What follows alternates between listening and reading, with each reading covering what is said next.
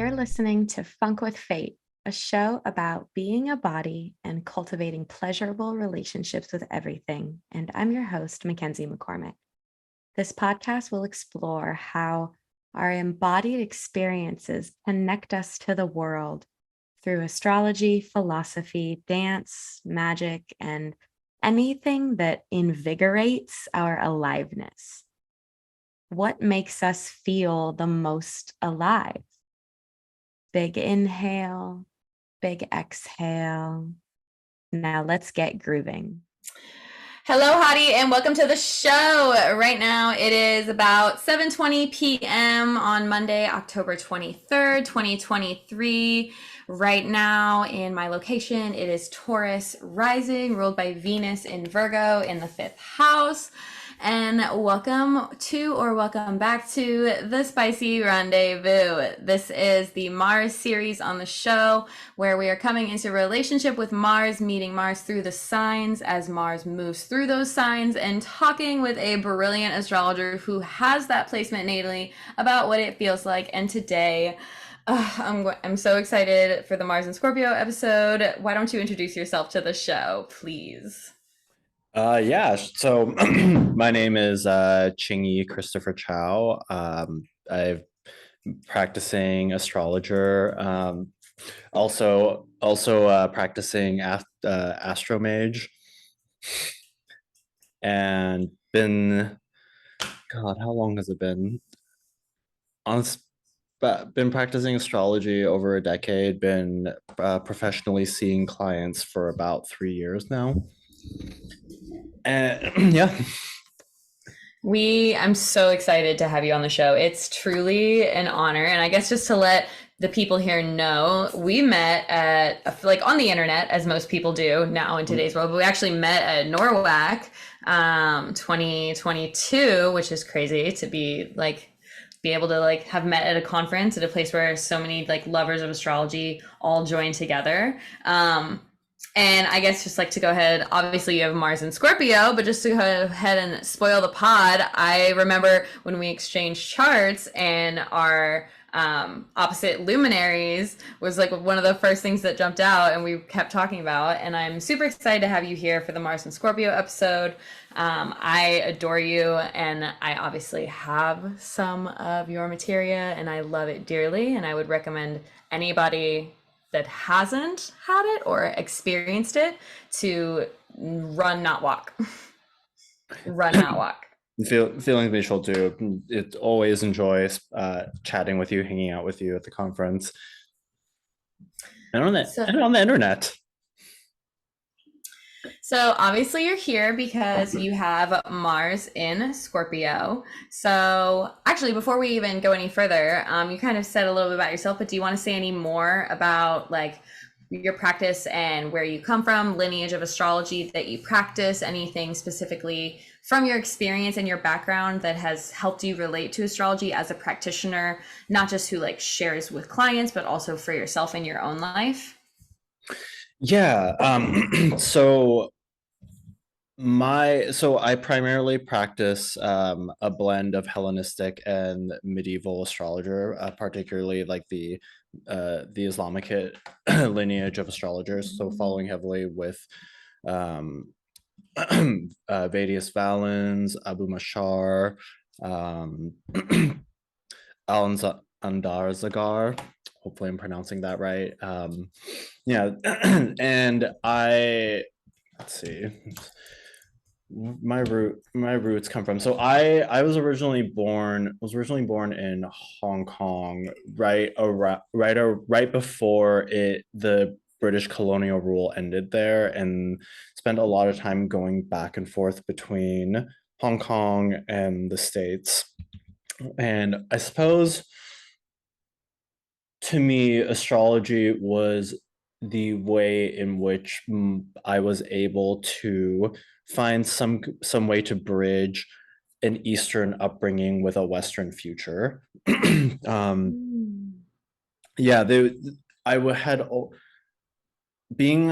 one of the things that one of the things I really enjoy about Mars is that Mars is always the one that is off in its own marches to its own beat. Mars is always the one that's kind of is off. Like if you look at Mars's synodic cycle, and when Mars retrogrades, it's just a mess. There's no rhyme. It almost looks like there's no rhyme or reason compared to, say, Venus's synodic cycle, where it's just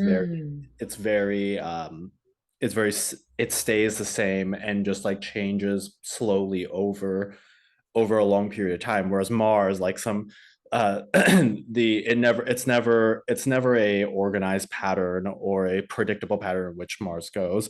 So the reason why I brought that up is that I am definitely the outlier within the family. My family they're all, most of them are atheist or agnostic, and none of them practice any sort of spirituality whatsoever.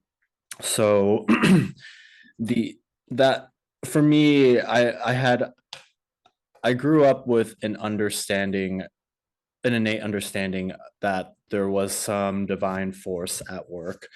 And the reason I'm bringing this up, not to just go on a rambling tangent, is that We love those here, though. To me, astrology was there wasn't really of a question. It was just sort of like, as soon as I began reading little bits about it as a kid, I just never stopped.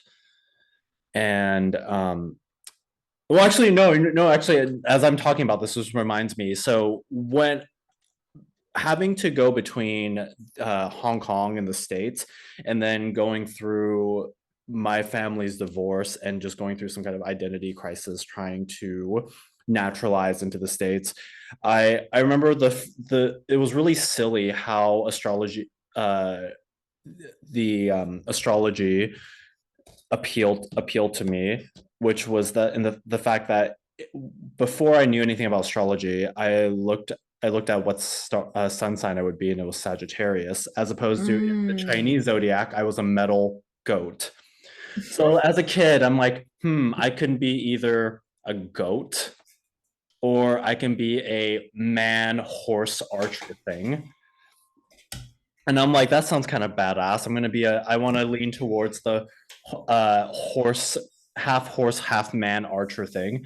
That was before I found out that I was looking at the time zone that wasn't the time zone I was born in. Oh, yes, because your sun is so close. It's a hangnail sun. Yeah, you a hangnail sun. Yeah, you have that super late degree Scorpio sun. It's about 5 minutes from changing signs. Yeah, literally just mere moments. It's just like a piece of skin you just keep like playing with, and it just causes pain. You're like, I should just rip this off, and you just keep playing with it, and you just marinate in the pain. And it just stays there. Yeah. This is a Mars euphemism for those who aren't picking up on it. I know it's funny, as I was talking about like the origin story, it's just like literally even me deciding to pick up astrology was kind of very Marshall coded. Because Mars in my chart plays really interesting, has a really interesting dynamic. It comes out in a lot of other ways than you would expect. Like Mars is the third triplicity lord, or the third trigon lord of my ninth house. So Mars is also responsible. It accidentally signifies in my chart omens and divinations. So I guess I should go ahead and say I always try to put it at the very beginning, not to interrupt you, I apologize. But before we go any further, wanting to let anybody know who hasn't listened to these episodes before, or even if you have, that Mars is a malefic planet. This episode will very likely contain sensitive material and topics that are related to Mars things that could be such as like inflammation, aggression, any type of injury and illness. So it's important to remember that as you're listening to this episode, and to be aware of how it feels in your body at all times, hearing us talk about all of those types of things as well. Before we go any further, just to go ahead and put it out there. Mm-hmm. Yeah, it's, we do need a little trigger warning, because Mars, the way Mars has popped up in my life has it, I do have Mars privilege, but Mars is still a malefic, and Yeah, I mean, real Mars privilege. I guess to go ahead and get like the obvious question out of the way, like asking about, because obviously you have Mars and Scorpio, but for you, that's also where your sun is, as mentioned. So you have night chart Mars. I guess also because you have Virgo rising, that's worth mentioning. And so you have this like super dignified nighttime Mars, like so like canonically happy. Like this is like, hi Mars, and it's like in the nocturnal place, it's like served up on a platter of like, I want all of my favorite things, can I have them, thank you. It's, there's Mars is doing pretty good in my chart. Mars is pretty entangled accidentally by a couple of things that would otherwise yeah, that would I wish Mars was a little stronger in my chart, but we are but Which is hilarious to say, and I mean anybody who knows anything about a malefic can definitely relate to that. It's like, oh, here's this super dignified malefic, but it's like, it could be better. It could be much better. Like it could be Mars in the I for Mars specifically, I feel like I kind of wish my Mars was in between 0 to 20 degrees as opposed to the at the very last. Because like with the 3 decans of Scorpio, you have like that first decan, which is like, I'm hungry, I want this, I want you, I'm gonna get it. Then you have the second decan, which is just like, let's I like you, let's poke each other. Then we have the third decan, which is just everything I wanted has betrayed me and all is dust. That's the decan, that's the decanic region that my Scorpio planets. It's the crying composting decan. Yeah, that final third decan. It is certainly more, I don't want to say potent than the other two, but maybe slightly more pessimistic than the other two. Oh yeah, 100%. It certainly is the most magical of the three out of the two 3 decans. But it's definitely one that brings quite a bit of baggage. I was reading I was reading a book called The Myth on Being by, I can't remember the author's full name, but the author's first name is Austin. I think Austin Norman. And there's a section where Austin is going is talking doing a section on Hesiod's theogony and basically breaking down why Hesiod would describe what Hesiod was doing. And it was basically, to make a long story short, it's this whole section about being betrayed by one's desires and then projecting it into the world to go into this continuous cycle of being betrayed by oneself. I'm paraphrasing this and like summarizing this very poorly because it's been a little bit, but it's very third decan Scorpio coded. Yeah, definitely. I mean, Scorpio as a whole is really intense. And I think that we could probably talk about that. I mean, it's a funny word to give Scorpio's intense because I feel like it's very overplayed.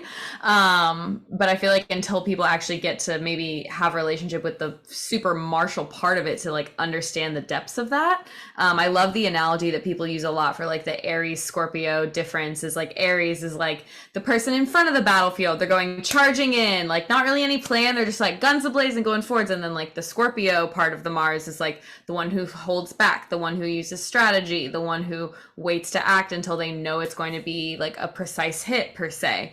And like the difference between the super forward Mars and then the Mars that is willing to wait to make it right. Yeah, it's basically like a machine gun versus a sniper rifle.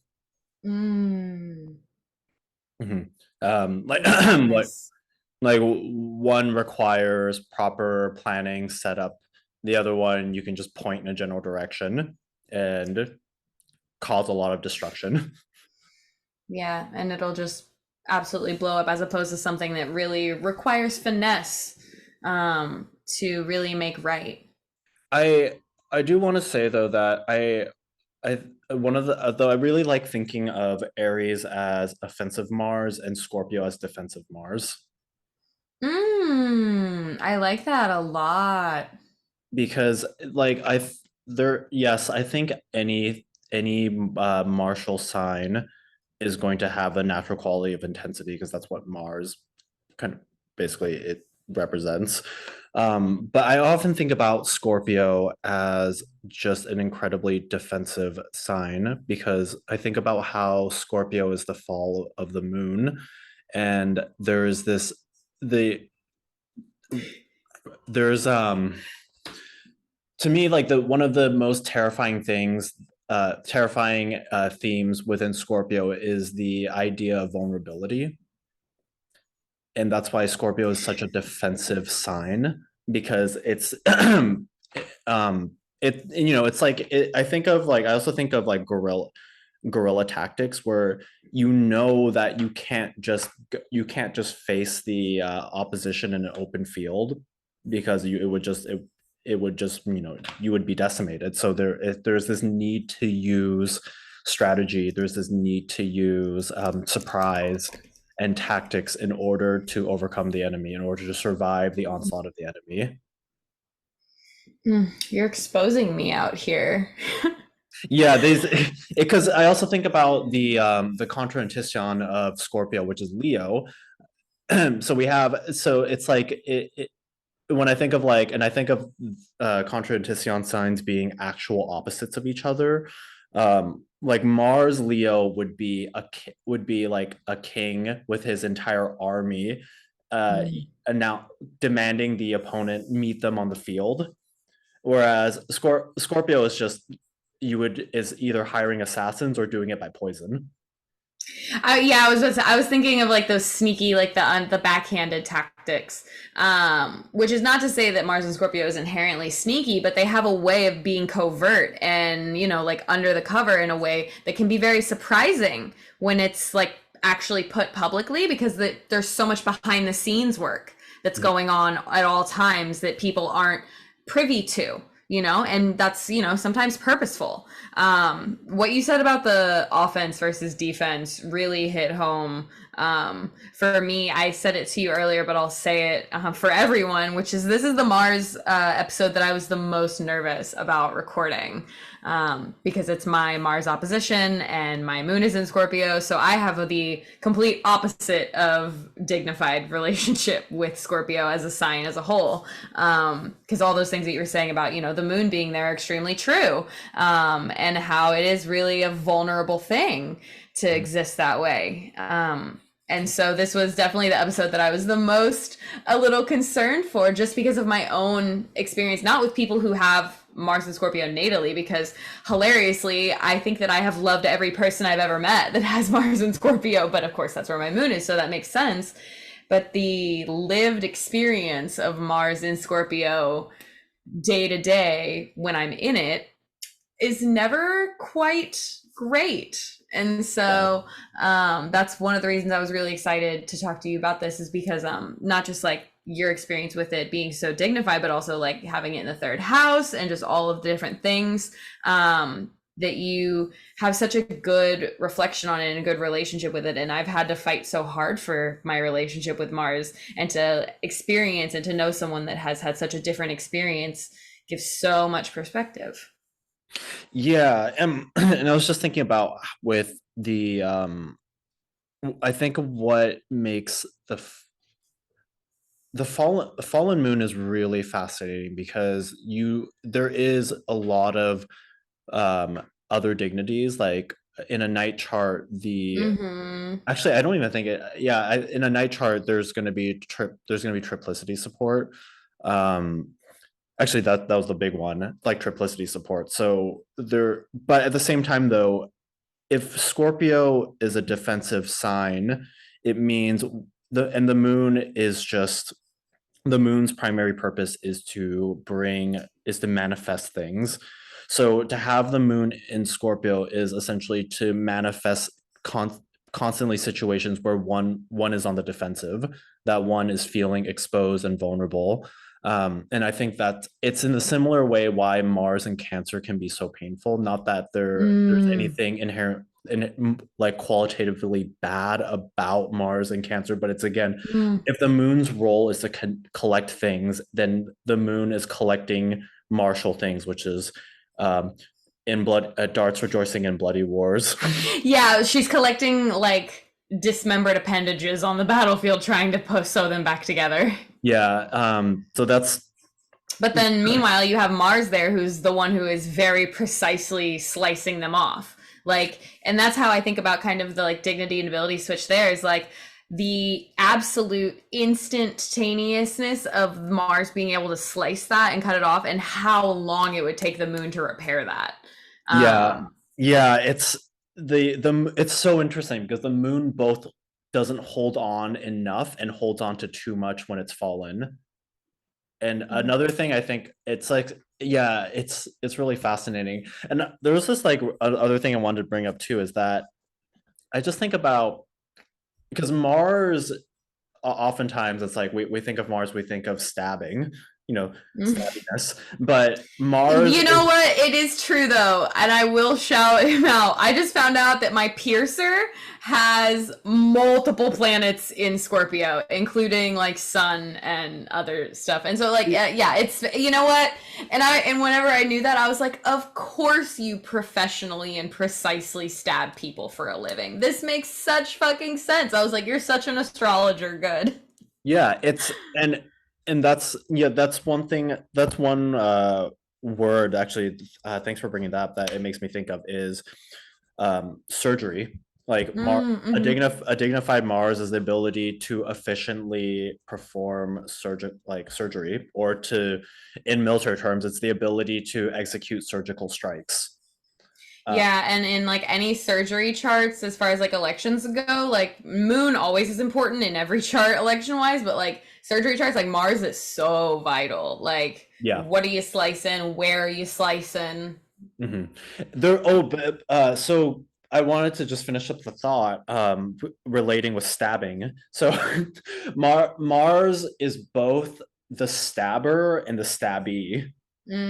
Period. So one, because like oftentimes I think when people think of domicile Mars, they just think of the stabber, but domicile Mars also means having harm done onto oneself, like being stabbed, but it's an ability to weather it, to endure it, to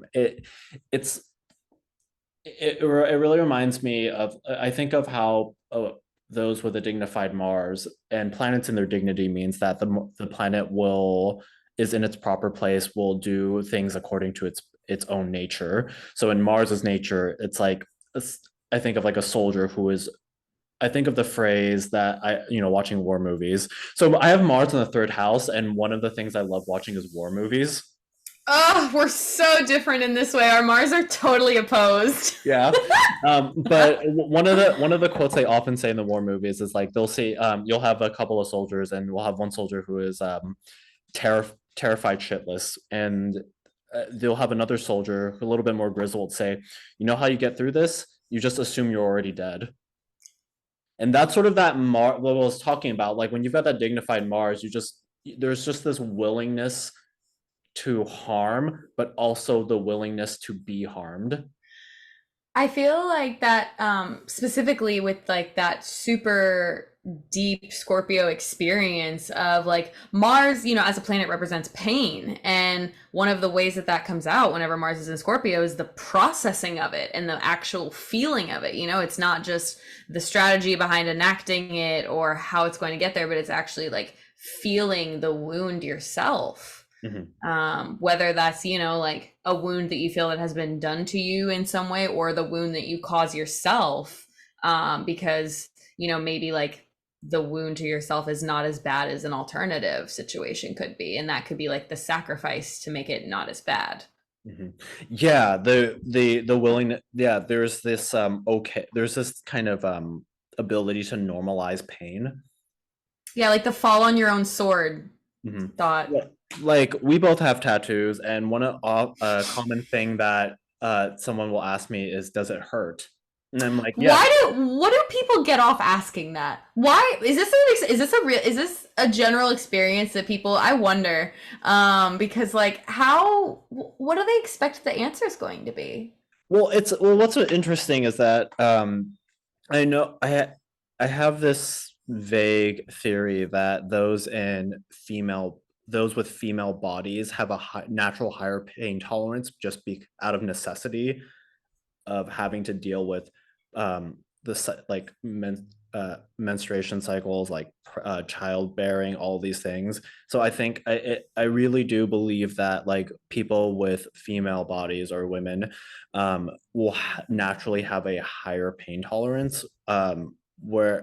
But anyways, the point I was bringing that up is when someone asks me, does it hurt? I say, yes, it hurts terribly every time. But that's sort of the point. The point is that I can sit there. I just have to sit there and experience pain. It's this really weird like third decan Scorpio thing where like showing myself that I can sit there and weather unbearable pain and be okay at the end of it. This is reminding me of like the severely fixed quality of Scorpio and like that sustainability, that endurance factor that comes with that. I mean, like your Mars has to have stamina, you know, it has to be able to like actually keep going no matter how difficult it is. Yeah, it's also, I mean, the fixed water is just like the intensity, I think it really comes from the ability to hold an emotion for long periods of time. Yeah, I can brood for a very long time. Brooding is, I think brooding is like like the textbook quality of like Scorpio placements. Like we just brood.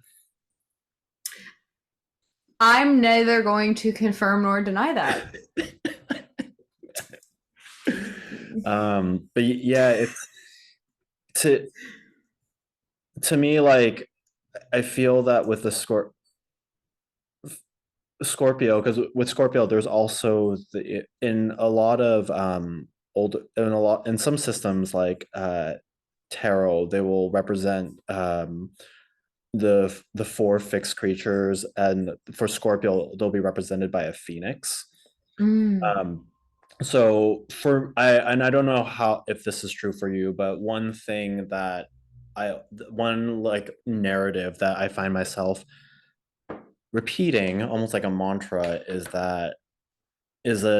sort of, I don't know if mantra is the right word, but this narrative is I have this desire to be redeemed through pain and fire, to be vindicated through suffering. In almost a way that like you know that you survived. Yeah. Almost like the opposite of a martyr. You're like, I didn't have to die for it, I survived it. Yeah. That's very interesting. And the thing I brought up is like with Scorpio, it seems like there's I don't know if it's I wonder, actually, let me pull back. I find this to be true with just people with water placements, but with water placements, there's a desire for oblivion. There's a desire to return to the oceanic reality of the world and to be to no longer have a separate consciousness, to no longer be individual. So I find that with Scorpio, that desire for oblivion is happening in is very martially coded. So it's like the desire to it reminds me of like in the Bronze Age, how a lot of these warrior the warrior mythos and this belief that if one is slain in combat, that they will be brought into heaven, sort of a thing. Yeah. Interesting. And do you find that how do you feel like that reflects in your own experience? I'm not gonna lie, there is a random thought in my head sometimes that there's a random belief that I just need to get like my life beaten to a pulp at some point. Interestingly, maybe this is my fallen moon and Scorpio experience. I have never been in like a physical fight, like a real physical fight. I mean, I've only been in like a kind of a fight. Back when in my less savory times, this person that I was unfortunately had to deal with, like threw hands on me, but it wasn't. It was more shocked than in pain or anything. But yeah, no, like I generally don't get in fights because I guess this might be having a dignified Mars, but I don't feel the need to get into fights with people. You don't have to.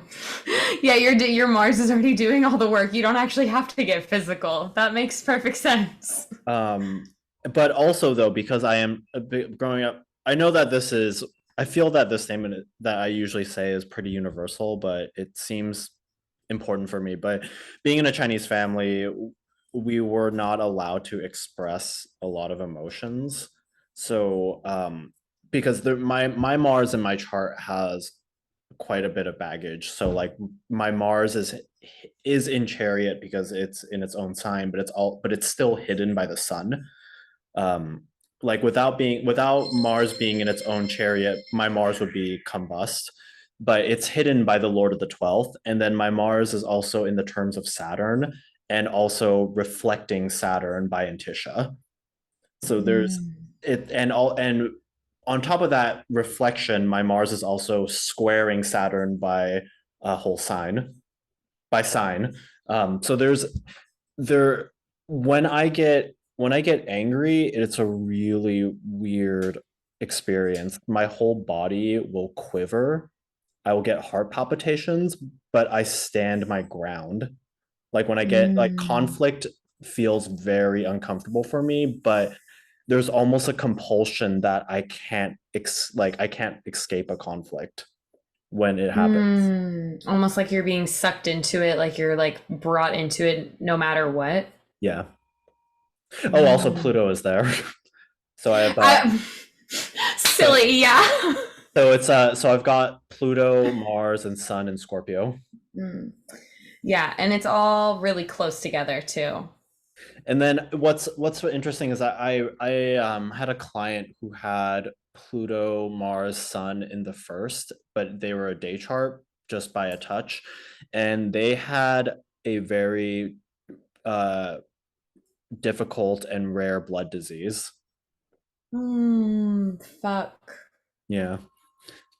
But then again, though, there was like when I spoke to them about it, there was I don't know what's the right word, but there was an acceptance to it when we were speaking about the challenges that my client was going through. Oh my goodness. It's bad, but that's an unfortunate astrologer good because that's very on the nose for all of that being in the first. Yeah, and it's really funny that do we want to talk more about Mars conceptually, or should I just start talking about my yeah, own? for sure. You can talk about Mars conceptually all as much as you want. Yeah, I mean, I felt like that's the one thing I really like about Mars. Like when I think about the malefics, Saturn to me is probably one of the most nuanced planets. Whereas Mars, it's like Mars is really simple to describe. It's just and I think that because Mars is so simple to describe, it can feel like we're not covering Mars enough, but I find what's more interesting is how Mars presents within charts. But my friend and colleague, Jessica Tiemann talks a lot about how Mars is all about the finite and the here and the now and what is immediately present. And I think those are just like a really beautiful philosophical way to think about Mars. She is a haughty Mars person. Yes. A haughty Mars person. 100% Mars icon, in fact. But it's true. It's true because Saturn, like as you said, Saturn, like the nuance and the gentleness that I feel that you have to approach Saturn with live in now, and how obvious Mars is in so many things and so many situations and surroundings that we find ourselves in, that it's easier to locate, but that doesn't necessarily mean easier to engage with. So keep that in mind. Yeah, it's even having a dignified Mars, like am still having to learn how to navigate conflict Mm. because of having to grow up in an environment where we were not allowed to openly express conflict. Um, And I do think that is important to like reiterate for everyone listening, and this goes for all planets ever. Just because a planet is in domicile doesn't mean that everything that they do under their scope is going to feel easy or natural all the time. I think often people get domicile confused with like ease or simpleness or something, mhm. simplicity, when those relationships are still inherently complex. Um, Yeah, and I think the operative word is, I guess, operative phrase that if you read a lot of like source text from ancient astrologers is that they often describe a planet in domicile as a planet in its own sign that will act according to its own nature. So a domicile Mars acting in its own nature is still bringing martial qualities and things in. The key difference is the ability to surmount them, the ability to manage the harm. And I also really enjoy what Chris Brennan said about quickly said about the malefics, which is that your favored malefic means often means that you will benefit from its harm, Mm. which it's so funny. So with my Mars, since it does have trip dignity, one thing that's really fascinating since it's in the third house is that whenever I have whenever someone is trying to attack me in like whether physically or verbally or what have you, people will just come and defend me. Mm. And that's that triplicity support. Like people will just yeah, people just like defending me. It's really odd. That's interesting. Your Mars is so well, like how you were speaking about defensive Mars in as in Scorpio. It speaks to how fortified you are naturally to the point that you don't have to do any fighting, that you are so surrounded and well resourced, to say, by the connections and the people that genuinely care for you and support you and want the best for you, that there is no need for you to wield the potential power that you already have, because it speaks for itself in a way. Mhm. Yeah, it's really fascinating because like I don't when you since the Mars is technically in aversion to my chart ruler, the I often don't appear martial at first, but I really and I still sometimes maybe this is because Mars is hidden under the sun or square Saturn or in Saturn's terms, but I still don't entirely not every some days I don't entirely even feel like that I even have like a dignified Mars.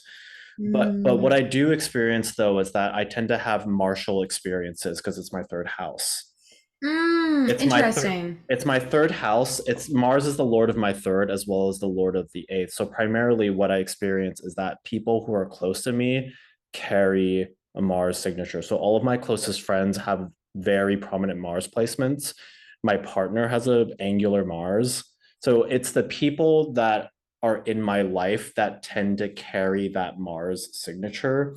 And for whatever, and it's from anywhere from like coworkers who have very impressive knife skills Mm. to homeless folks who are carrying box cutters as weapons. Like they just Marsy people just I just have a lot of martial experiences. Like I've multiple times when I'm just running around like my neighborhood, my neighborhood, my area. I'll have people asking me if I fight or if I want to go, if I want to like I've had someone come up and tell me that he was training fighters in the park and I was free to join if I wanted to. What? I've had, and then homeless folks are, we generally just understand each other. Like I even had a homeless man who was carrying these box cutters, look at my Mars talisman and just like, and wanted to buy that Mars talisman off of me. Oh my gosh. So, and so that's the thing. It's like Mars tends to come out in really, whoop, really interesting ways in my chart. That was such a good example too. Yeah, me just dropping my ring. My That was such a good example too. this spirit in this ring really likes it when I bang it on things. Is that because you said that's a Mars piece, right? Mm-hmm. Is it a Mars in Scorpio? Exalted Mars. Oh, in Capricorn. Mhm. We love. Wow. And also It's this talisman, it has these sharp little horns which have cut me wearing it before. of course it has. And that's interesting because I guess question, it almost goes without saying, but I'll pose as a question that you have good experiences using Mars materia. Yeah, generally, I have no issues using Mars materia. Mm. Like I put it in my coffee every morning. I love that. I made a Mars tincture, and when I'm making the coffee pot for me and my partner, I usually drop it into the water so it brews the coffee with it. Wow, I love that. Mhm. And I it's really nice. It's really nice too. Like it's funny, like since me and my partner have been together, I've actually been challenged a lot more because that's their general experience. They don't have like that domicile Mars, but they have it angular, so they often get challenged and contested and even like attacked by people, like physically attacked Mhm. by people very often. um so ever since we've been dating, like I've actually noticed that I've been challenged a lot more than Mm. normal, but and their Mars is on my moon. Oh, interesting. Mhm. Nice. So yeah, definitely a lot of Mars experience is being reflected back onto you and how it comes out for you. Um, Especially for you, like angular for them, but for you, like in the third house, like that, how you described it not being something that's necessarily at the forefront for people, but that is in your regular felt experiences. Mhm. Um, Yeah, it's like I have very martial experiences like every day. Because Mars is also accidentally signifies omens for me. Oftentimes my omens come in the form of like dead mutilated animals. oh wow, just like seeing them. Seeing them, like one time I ensouled a talisman, and immediately when I stepped outside of my house, I saw a crow tearing apart a lizard. Oof. Okay, yeah. Hello. And animals and insects will often die in front of my like apartment house. Like I remember this one of the last funny omens I got was the I had this patch of dirt behind my apartment, and I would just go out there and I would often just like commune with this like patch of land. But one of the shortly before I moved, I went out there one day. I believe this was this year during Taurus season. And what was funny was that the sun was on the degree of Algol. So I come back out on this patch Mm. of land. There's a decapitated bird Mm. just hanging out just there. But you know, because I have domicile Mars, so like I actually collected some of the feathers. Yeah, that tracks. And also like using like having those for you, like potentially for like an altar or working or something, because that's really potent to notice all those patterns. And I guess probably goes without saying, but Scorpio has one of those significations of dead things and death as a whole, and like the regenerative quality of being able to like how you kind of describe the phoenix as well, like being coming through the suffering and coming through the pain to have something on the other side still, to still have something there that you weren't completely stripped of, that you still have something there. Yeah, it's it's really fascinating too, because I often think about what kind of like piece of terrain each of the signs would represent, and like Scorpio is like a bog. It's like Ooh. it's both a stagnant source of water, but it's also teeming with life. So you've got this entire cycle, entire ecosystem kind of all happening at once. And it's really fascinating. I do there is definitely like a regenerative quality to Scorpio placements. And I also think about how a lot of like insects have the ability to heal themselves from if they lose an appendage. Oh, yeah. Mhm. Like we had a pet. Oh yeah, so like I also get one not so nice thing about having Mars in mingling with the sixth house is that insects love me. They I'm eaten alive by insects constantly. I have Mars rejoicing, so I'm also a bug eater alive person. It's Yeah, they just unfortunate.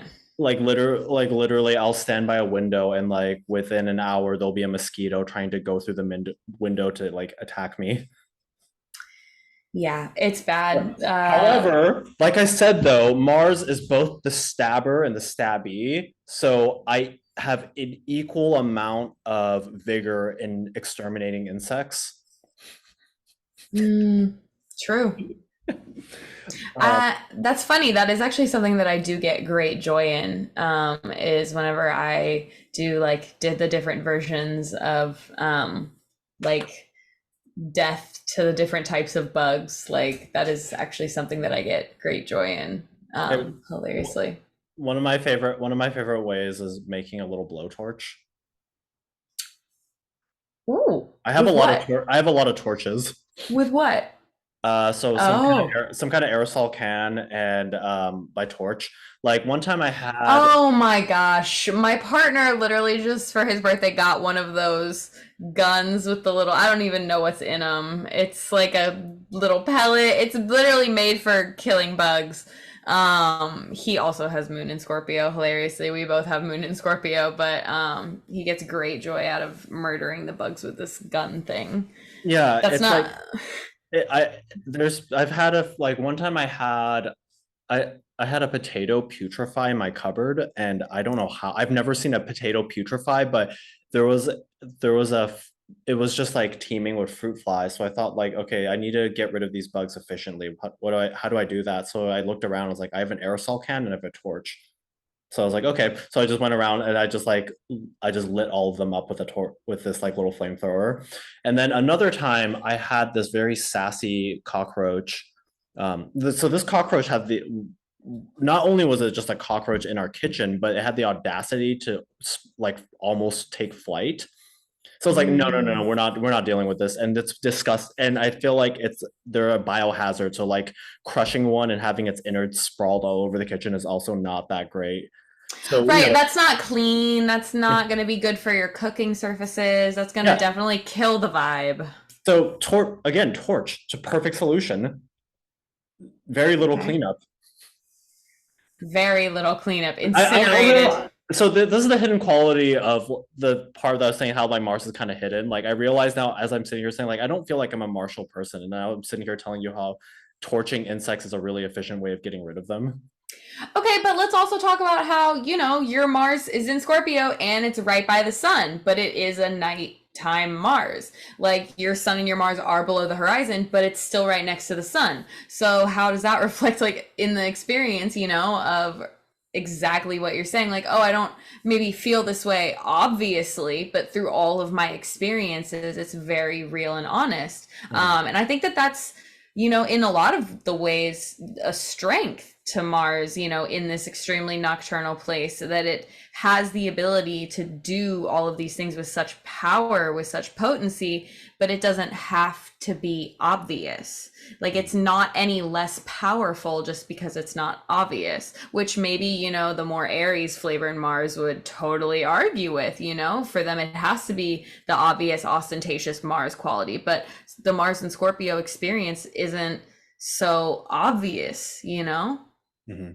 Yeah, and that's the one thing that's definitely a thing with like having Mars Scorpio and seeing it in other people is that you really don't get to experience the scope of its power until you've bit until you've like spent quite a bit of time and you've seen it like because yeah, it's a Mars that knows how to operate efficiently and how to do it without extra attention. Mm. And it's a Mars that knows how to utilize the element of surprise.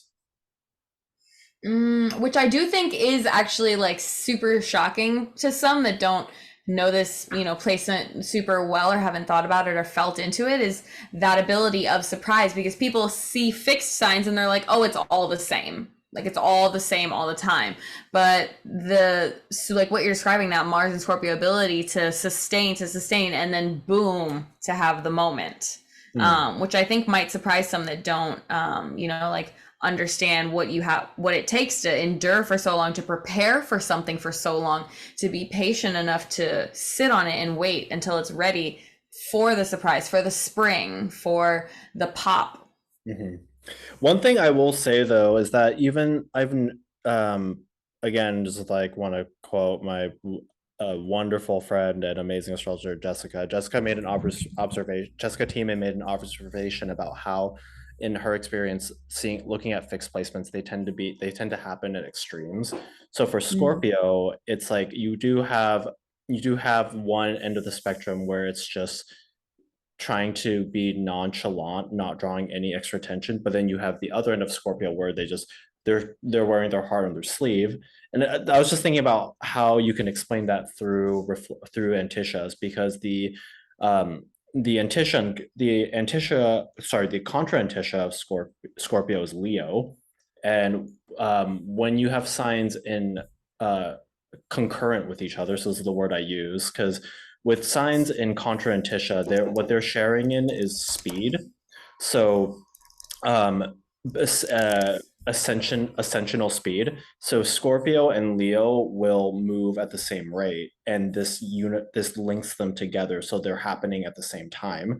So I think this explains this curious dynamic, because I've experienced this too with people with Scorpio placements. I know some Scorpios that some people with Scorpio placements, they're all about their brand and throwing themselves out there, wearing their heart on their sleeves. And I know other Scorpios where like I have a really close friend and I didn't even know their actual name until like we had been friends with each other, chatting for like consistently for like months. I do think that the pseudonym is a Scorpio experience. Yeah. It can be a multi-dimensional experience, but I really feel like everyone who has major Scorpio placements has had a pseudonym or a different identity at some point, or name that they went by at some point. Like even if it was just a username, that might be how some people knew them, or like something else. It's very real. For me, it's really interesting. It's for me that pseudonym part has really been just other people. Like when I spend time with other people, people just give me all sorts of names and nicknames. Oh, Christopher, I love your name. Yeah, people will just like give me nicknames, and I just kind of roll with it. Roll with whatever. So when someone asks me like what my preferred name is, it's actually really hard for me to answer, because different types of people call me by different names. That's interesting. I actually have that experience a lot. I wonder if that might be somewhat of a Scorpio Gemini experience. Probably. Because that's something that I've dealt with a lot, because it's almost the type of thing where the group of people that you're with, or the community type of groups that you're with, like have a certain nickname for you, and then a different kind, like a group of people that know you from a different point of life have a different name for you, almost like reflecting, I don't know, lots of different things. Yeah. I do want to say though that bringing out like it's about Mars being its own proper, like in its own sign, bringing things to its own nature. Like just because and going back to the idea that just because you have a domicile planet doesn't mean you have all your problems solved. I had Mars in my third house would naturally be siblings and close friends. Like I've had another word that is overused a lot that I really like for Scorpio is betrayal. Yes, it never goes out of style. And like I know some people roll their eyes when they use the word betrayal, like the way that people roll their eyes when people say regenerative, but that's very much been my experience. Like my brother essentially emotionally cut me out of his life once we moved to the States. So that was very painful. And then also my brother then at some point was antagonizing me to like very actively in front of his friends. So like and I've been bullied quite a bit. Like I used to run with like jocks. Not that there's anything wrong with jocks, but like, you know, we were like in fourth grade and they were assholes, and I was like, I guess I should just roll with the assholes. Survival tactics. So it hasn't been all and there's been a lot of another signification of just Mars in general and Scorpio. Valens brings this up, and another good friend, astrologer of mine, Whitney, helped me kind of figure out what Valens meant when Valens says Scorpio has many feet. And this was really describing to how Scorpio just has this natural tendency to move around a lot, to change locations. And this is another signification of Mars that I actually don't see brought up as much, is that those with prominent Mars placements are often travelers and wanderers. It's a wow, that makes sense. That would speak to the like restlessness energy of Mars, because people with very vivid Mars experiences also often have that, you know, that restlessness, that need to continue moving, not necessarily as so far as someone could say like taking action, but the need to move and to stay in transition between one place or another to keep the body, the energy in motion. That would speak to that, you know, need to keep obviously moving from place to place, because that sure takes a lot of energy. So yeah. And then for me, it's always just played out because my Mars is reflecting my malefic aspect Saturn, who is the Lord of the Six. What actually always happens is that it ends up becoming necessity. Like nothing in my life, like nothing ever conveniently, the places and the things I have to do are never conveniently near each other. So I'm constantly having to move and travel and commute a lot. Always having to go from place to place. Even when I was a kid, third house. Third house. Right? Even when I was a kid, we spent a lot of times in Hong Kong. They have a very well constructed subway system, so we spent a lot of time just on the trolleys and the trams. But also, I was going back and forth between Hong Kong and the States before I permanently immigrated here. So quite literally, like all my life, for most of my life has always been commuting, traveling, wandering. That's actually, and that was something that I would often do. I often do whenever I go visit somewhere. I often don't look at what the tourist attractions are. Like if I'm staying at a hotel or Airbnb, the first thing I'll do, I'll just start wandering around, kind of aimlessly, just aimlessly wandering, figuring out where you want to go. There's not even a where I want to go. Like it's just literally I just wander. Oh, that's so nice.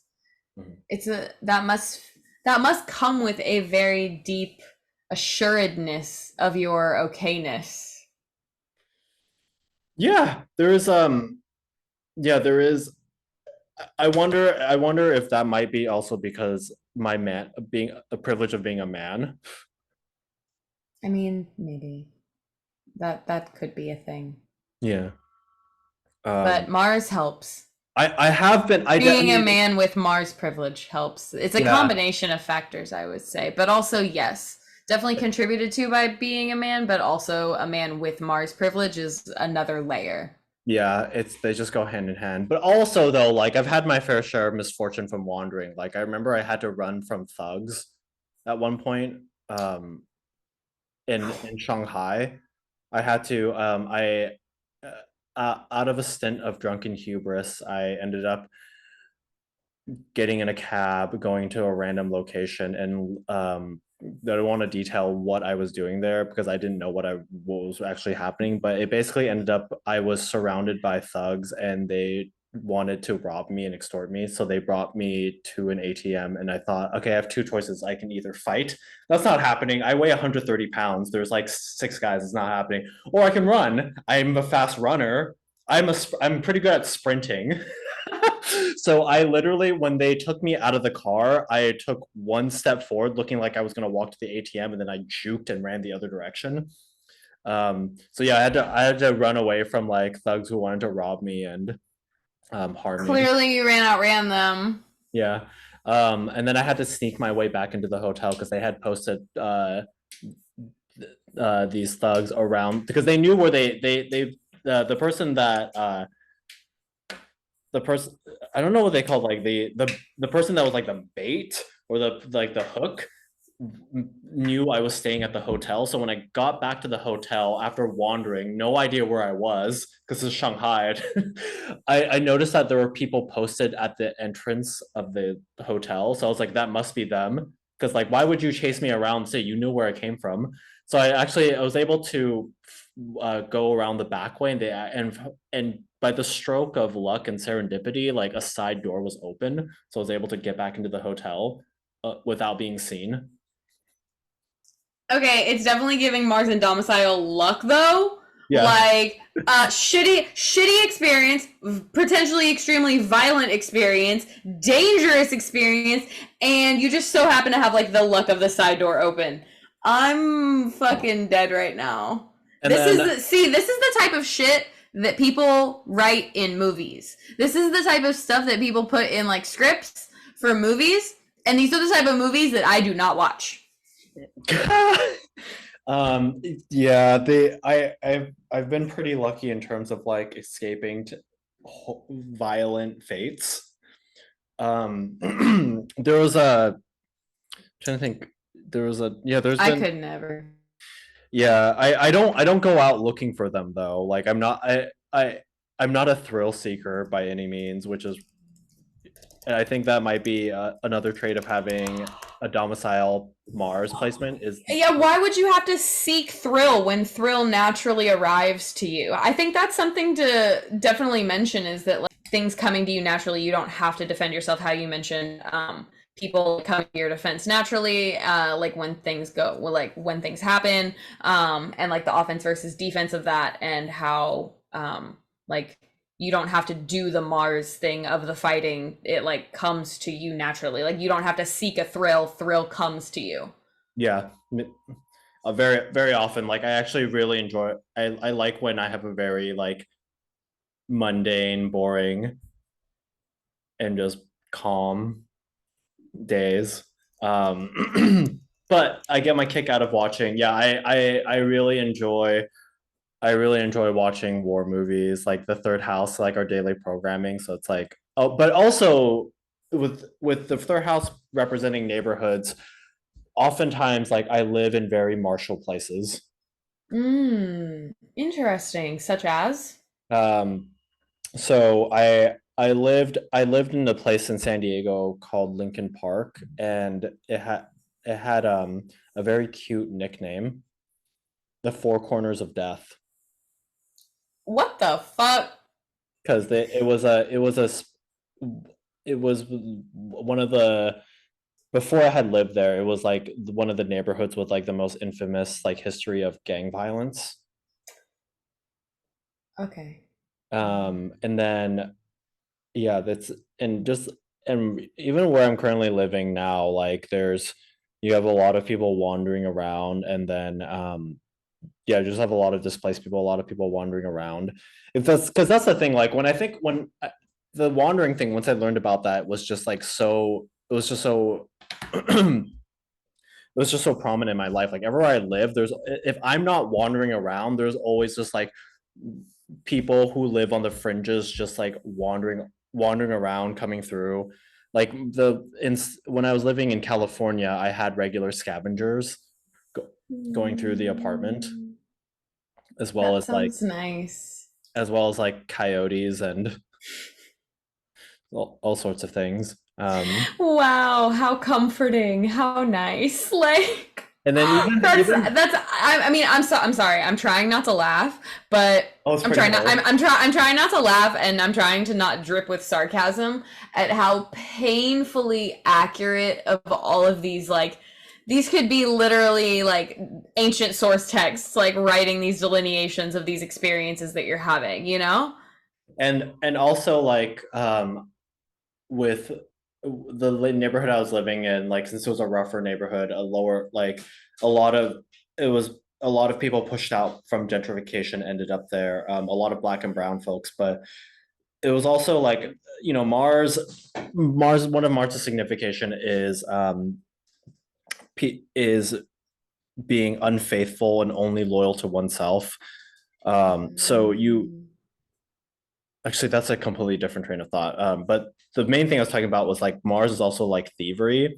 So just like a lot of there, you couldn't leave anything outside of the apartment. Like at one time, I had somebody steal my shoes, which I wasn't upset about because I thought, okay, well, everyone needs shoes. Like you don't want to step in like broken glass or anything. But one thing that did just like irritate me was I had heliotropes um, on outside of my apartment, and somebody had come and just stolen the plants. So they left the planter, but they literally scooped the plants out of the soil.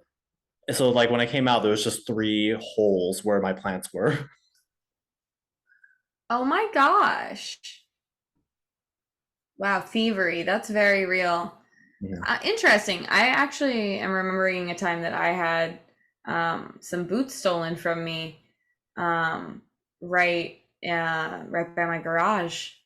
Interestingly, I had the same thought as you. Funny enough, I was upset, but then I was like, everybody needs shoes, and if you steal shoes, that means you likely need them very badly. And so there was a part of me that was, you know, frustrated with that for myself, but then also partially frustrated in, you know, the world for having a place where people have to steal shoes. Right. It's like the shoes is okay, but it's like heliotropes. Like, what are you gonna do with those? Anyway. Yeah, it's weird. It's definitely weird to steal someone's plant straight off, like to uproot their plant straight in front. If they had taken the planter, that would have made more sense. But the fact that they didn't take the planter really irritated me. So it's like, I mean, let's hope they had a planter, or else they were gonna die. I mean, you have to keep those like in soil. Mm-hmm. Yeah. So it's so there's that thievery, and then another thing that also with the unfaithfulness that Mars can bring is that I often not only within my own family, but oftentimes I'm engaging with or dealing with like issues of fidelity often with just like acquaintances I talk with, like my own romantic experiences were often like nebulous. That was another really interesting way too, is that Mars is also the first trigon lord of my 7th house. So Mars, that dignified Mars, was also represent my partner, and all of my significant relationships were very literally though like signified by how Mars was placed in my chart. Very, very literal. And also definitely, you know, bringing some of those Mars significations of pain to a place in your life that you don't really want to feel any of that, that you would like to not have those experiences have that type of flavor and tone to them. Right. The 3rd house and the immediate environment is probably, I can't tell you how many of my relationships have started at a bus stop. Oh, wow. That's actually really beautiful. That's once again something out of a movie. Like very like literally like just 3rd house environments have always like, that's why like dating apps and all those things have never worked for me, and I never tried because I just knew like I'm going to meet somebody and it's always just going to be unplanned, random, somewhere at like a bus stop. Actually, what you just said reminded me of something that I was thinking of earlier when you were talking about the kind of like nonchalance that can come in the Mars and Scorpio. How you were saying that almost like detachedness, perhaps, that people can like confuse with like perhaps not feeling. And it made me think of that like switch between that like not feeling and then the intensity and the passion, those like hilariously stereotypical words, but the real rawness that comes whenever you allow the actual urges out, as opposed to trying to maybe like not mask them per se, but let them be on the back burner and not have such a forward facing yeah experience. And to bring back Antisha's, like the really interesting part, if we look at the flip side and with reflections, Scorpio reflects Aquarius. Mm. And often planets in Antisha have a much more harmonious connection with each other. So it's really interesting. You have both like Leo and Aquarius all intermingled with Scorpio through Antishas. So I wonder. I often think about how the nonchalantness can potentially also come from that, especially if the person happens to have Aquarius placements as well. Interesting. Mm-hmm. That, yeah, definitely speaks to that what like whether the depth of connection to everything around them is as at the forefront of the mind or more on like autopilot. Mm-hmm. And how, you know, in tune at any point in time a person might be, or how potentially unattached they might need to be as a defense mechanism, as a protection for themselves. Because sometimes being all in and feeling everything is really overwhelming and really hard. And there is a layer of protection that Mars gives themselves, I think, especially in Scorpio, that they are able to keep themselves safe in a way that doesn't have to be thought about, doesn't have to be planned. It's just, you know how to do it no matter what in any situation.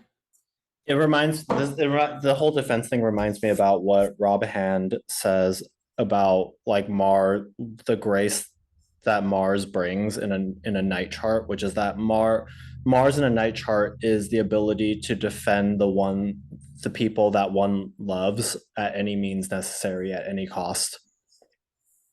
Willing to do anything. Willing to die for the loved ones. Yeah, and it's that feeling, that relationship with mortality as a whole, that I think Mars and Scorpio so intimately knows that, you know, as much pain as might come in this life, you know, like eventually there will be an end to it. And the acceptance piece, or the peace piece it's water sign stuff. It's the yearning for oblivion. Yeah, and also that like that deep inherent connection with everything at all times, because it's like, yeah, something that is dead now was just alive. Something that is alive right now will be dead soon. From the moment that we come into being alive, we are constantly now dying, as like inherently in hand with every step that we grow, we are also dying as well. And this really reminds me of how, like, of course, the moon, you know, exalts and falls on this axis, and how people say, well, like, nothing can fall where the moon exalts, because, you know, nothing can have this place of death where the moon has her like most beautiful life. And then of course the opposite for Scorpio, like nothing can exalt in Scorpio because of the inherent death in it, you know, based on all of those lunar significations of being there. And yet there can be this absolutely gorgeous juxtaposition with the rebirth and the brought back to life, and the, as you were saying, almost that like vindication through fire and through pain and suffering that comes with, that is hard won after time. There's I do want to, the key words that I really like thinking of Scorpio personally is hunger and vulnerability. Because to me, Scorpio as a mute sign really speaks to really speaks to how it makes me think about how the body speaks to us. The body itself doesn't speak to us through words. It speaks to us through sensations, through vibrations, through, yeah, like our body speaks to us silently. So to me, like the key thing with Scorpio is hunger. Mm. And that's where a lot of the intensity comes, because it's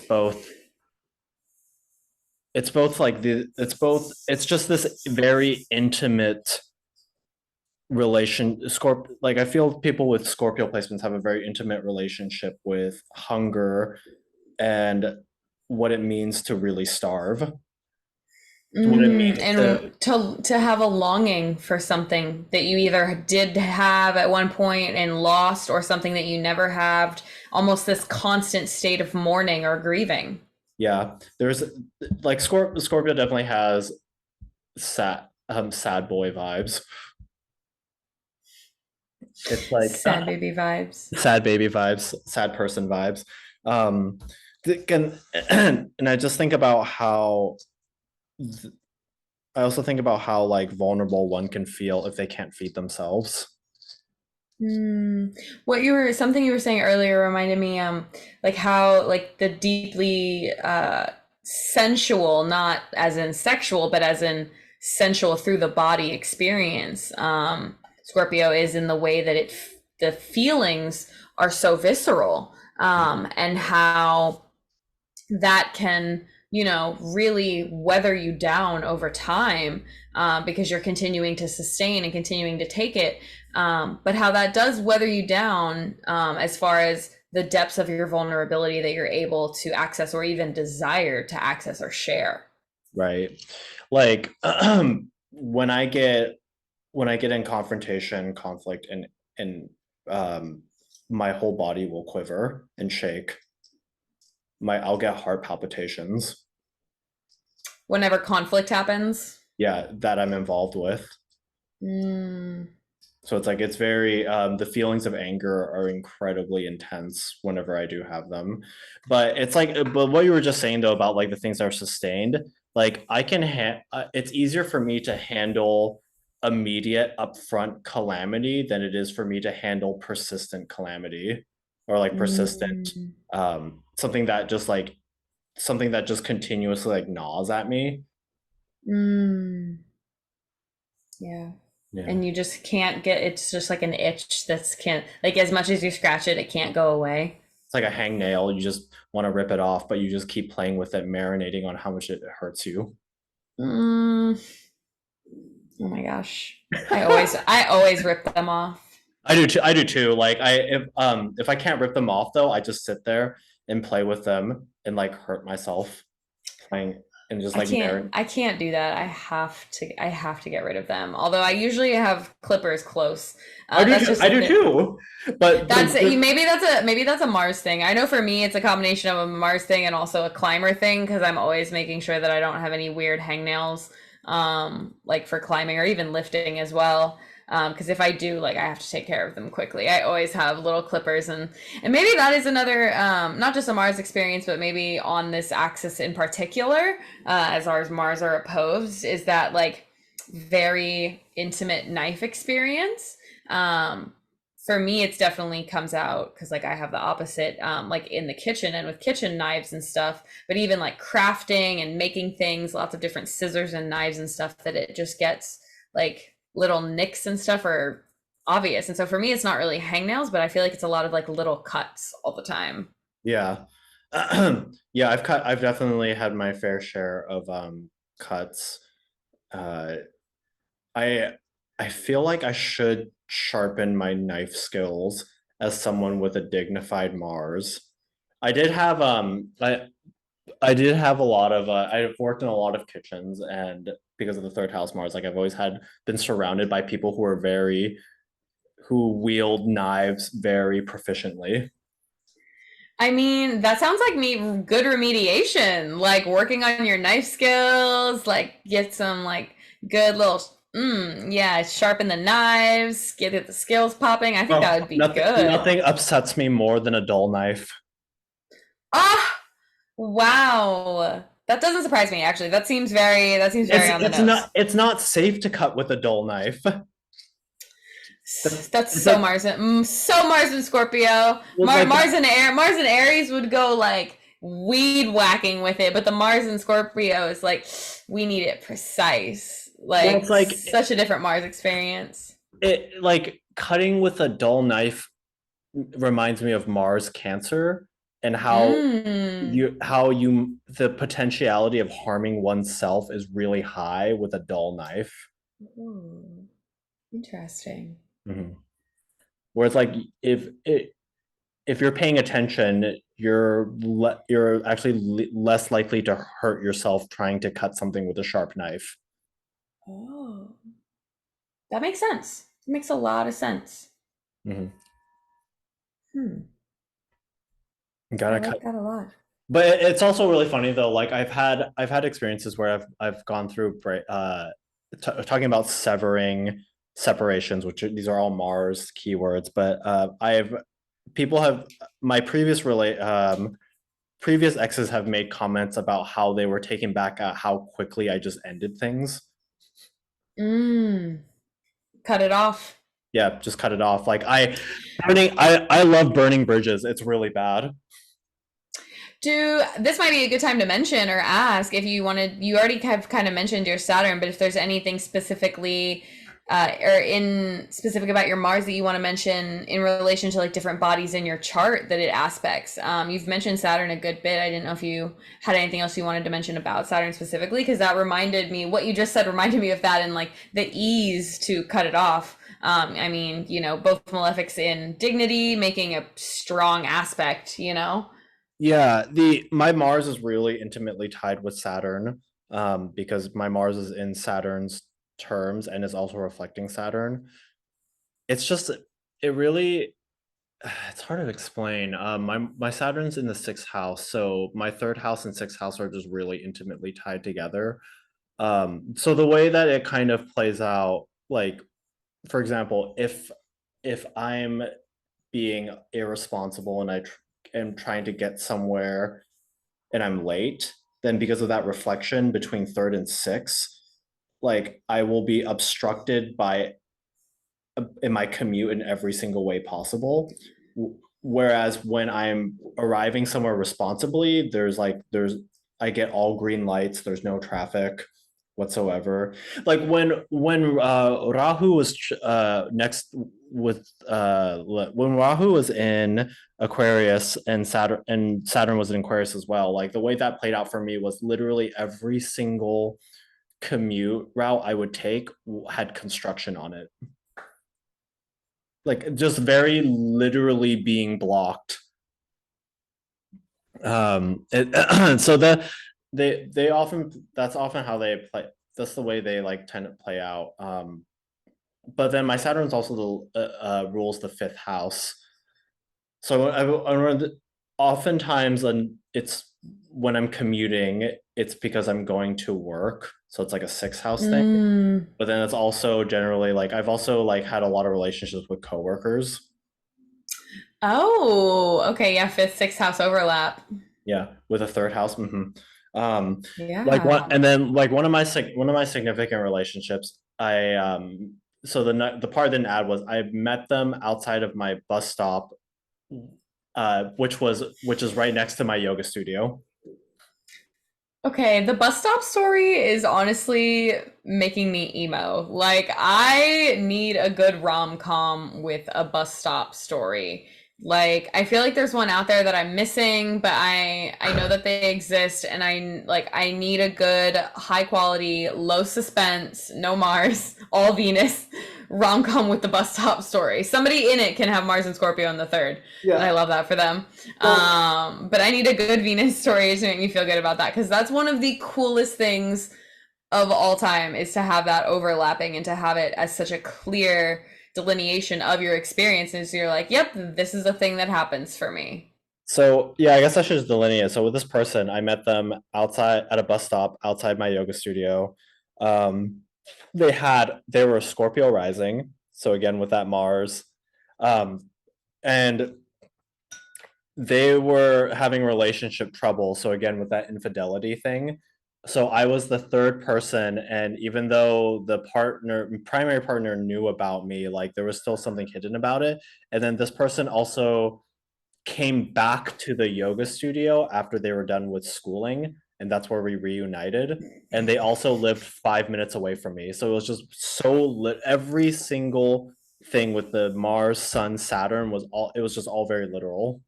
The third house was third housing big time. You're like, every possible place that I can see you, I'm going to see you and have to interact with you. Yeah, it was wonderful. It's just like this is the thing, like no long distance relationships. I can't do that. It needs to be like constant. Oh, interesting. Yeah, the third house, constancy and immediacy, and the consistency of that. Because I think people underestimate that about the third house. I think it is one of the houses that maybe gets overlooked and maybe 100%. not really dive into. Maybe it's because it's cadent. You know, the cadent houses and the dark houses both have that kind of tendency to get like looked over in a way. But the third house requires you to show up every fucking day.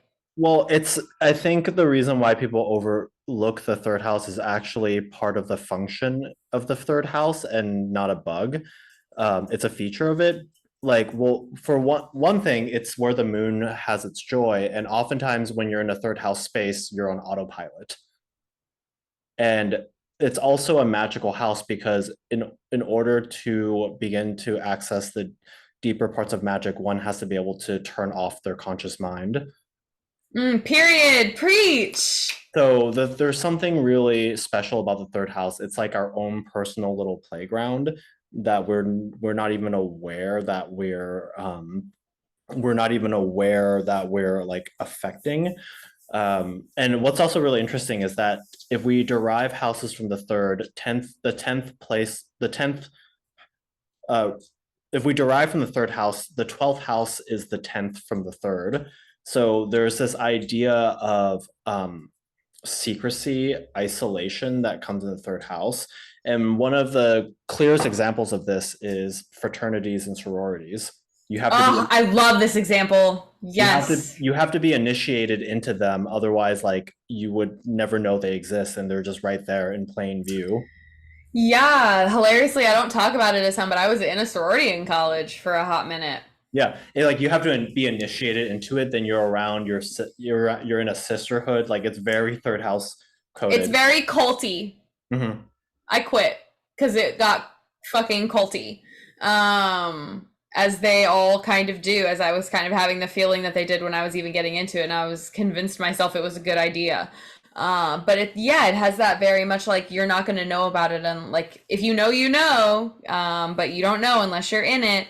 In a very similar way that literal cults do. And they use the power of secrecy and that illusion and that mystique, if you will, to draw you in and keep you there. And then once you're there, it's this like secrecy bond essentially that's tying you all together. Mm-hmm. Yeah.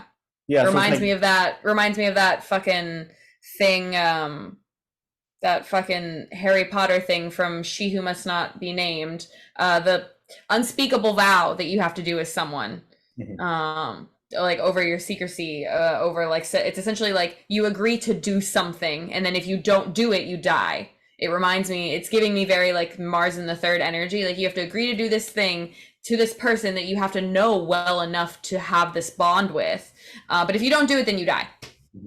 Yeah, and to speaking of like having to invoke secret incantations and stuff, like people will often talk about the third house as like communication, and they'll bring up topics of Mercury, but it's like words themselves are a lunar thing because a word is essentially something physical that is holding that it is a physical container for an idea. So with the third house, another thing that comes into the third house is like speech and all the it's the colloquial speech, it's the inside jokes, and bringing back the 12th being 10th from the third, you either know an inside joke or you don't, and if you don't know it, then you're on the outside, and that's like very much again like the third house is a very like it's a very insular kind of a place, and that's why it's really hard for astrologers to delineate it. It's sort of delineating the third house is sort of like delineating the the I see, Mm. and that it's something that you can only understand if you understand how intimacy works. 100%. Mm-hmm. Because So then yeah, you have, my Mars is there, so I'm all about the third house. And funny enough, like it's third house is a magical house. So Mhm. if we think about the axis of third and ninth house would be customary, conventional observances of spirituality, whereas the third house would be in private, idiosyncratic, like less known practices and observances of spirituality. So it's like if Yeah, it's like the comparison of like how you maintain your really messy altar at home based on your personal engagements with gods versus traveling to a place specifically to worship with a group of people in a very like preset way, all of you together in union. They both have pros and cons, but Mhm. they're different experiences and relationships with magic. Yeah, so it's like the third house would be witches, the ninth house would be priests. Mhm. Preach. So so I do know that my Mars in the third house definitely leads uh has pushed it, that's sort of the signature that's like kind of pulled me into like the magical practices that I'm engaged in. And we love that. We love Christopher the Magician. Like we love all versions of Christopher, but we love Christopher the Magician. You have made some of my favorite goodies. Your sun stuff is, oh my god, it's so good. So good. It's Exalted Sun and it's amazing, y'all. That election, I'm really proud of that election. That election was fantastic. It's good. It feels great. It's truly some of my favorites. And my Venus ring that I have for you is divine. Um, and so yeah, I do think that it speaks to like, this super domicile night chart Mars, like in the third, this is literally like a precision and a mastery. Maybe that's a bit liberal of a word, but like this skill and finesse with magical workings and relationships that you're able to hold and facilitate and then share.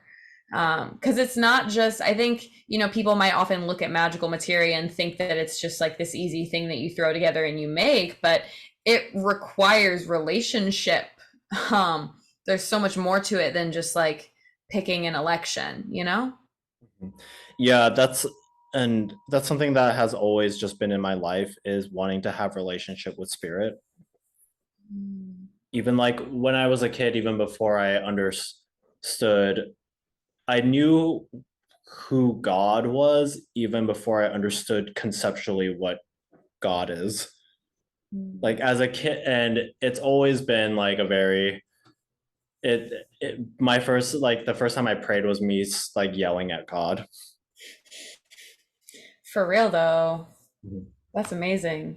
Yeah.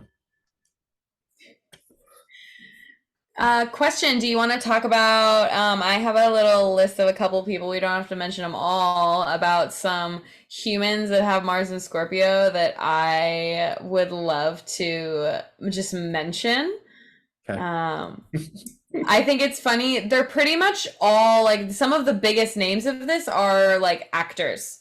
And I think that says a lot about it, which I think is amazing, and like the depth of emotion that can be accessed.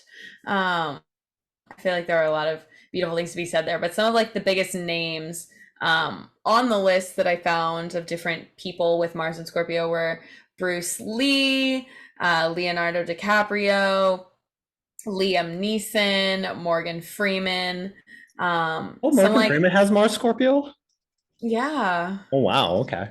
So like big, and these are like some massive names as far as like acting in Hollywood goes, and I thought that it was so interesting that those were some of the biggest names, and like the charts that had the most like hits on them on AstroSeek, and seeing like how that interest really pulls, and how all of these people that have these massive acting careers that have done such a variety of different works of like different things that really pull at your emotions, and how like their careers have sustained for so long, and that they've been people that have been so alone for so many years.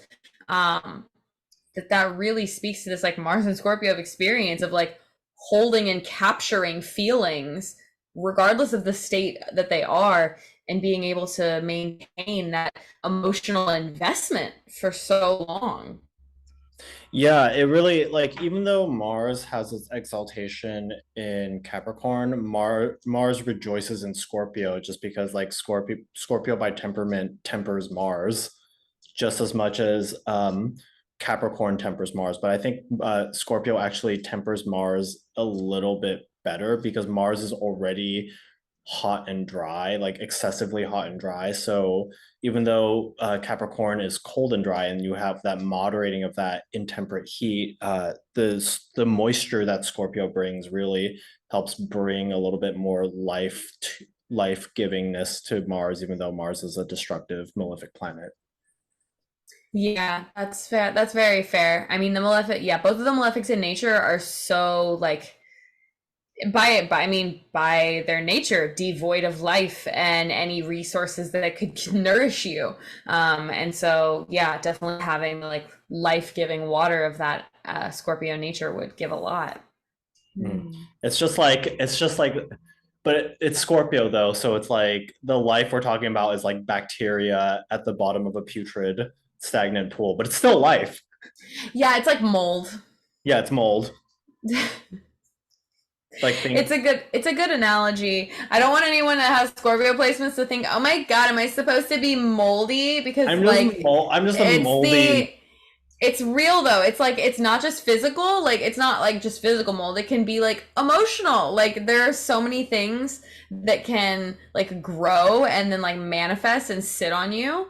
And almost, in a way like you could stay sitting in those negative feelings, in the way that you could think that like mold would be something that negative that grows, like something negative, a feeling that could grow and that could be held on to.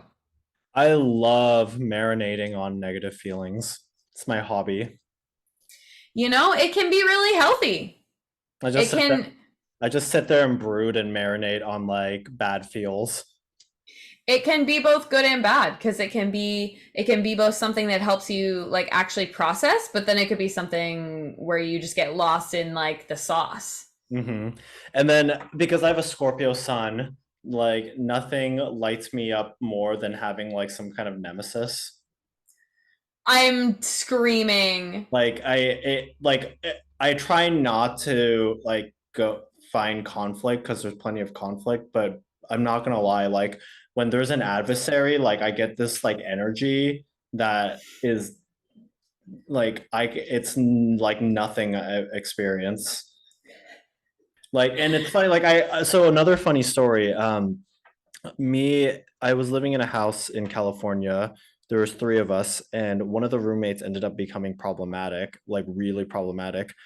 So Okay, like Mars in the third, a yeah, problematic yeah, roommate. yeah. So like I often have issues with neighbors and there's like contentions, but then I usually end up getting the upper hand.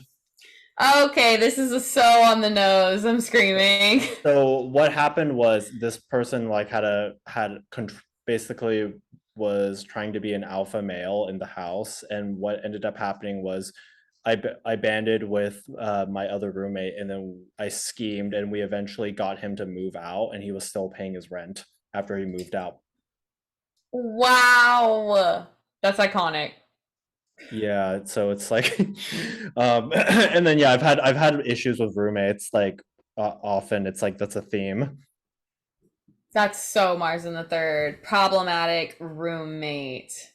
Wow. Have there been anything else like that? You've already spoken about some. Any other that you could think of, like super literal delineations that you have seen in patterns?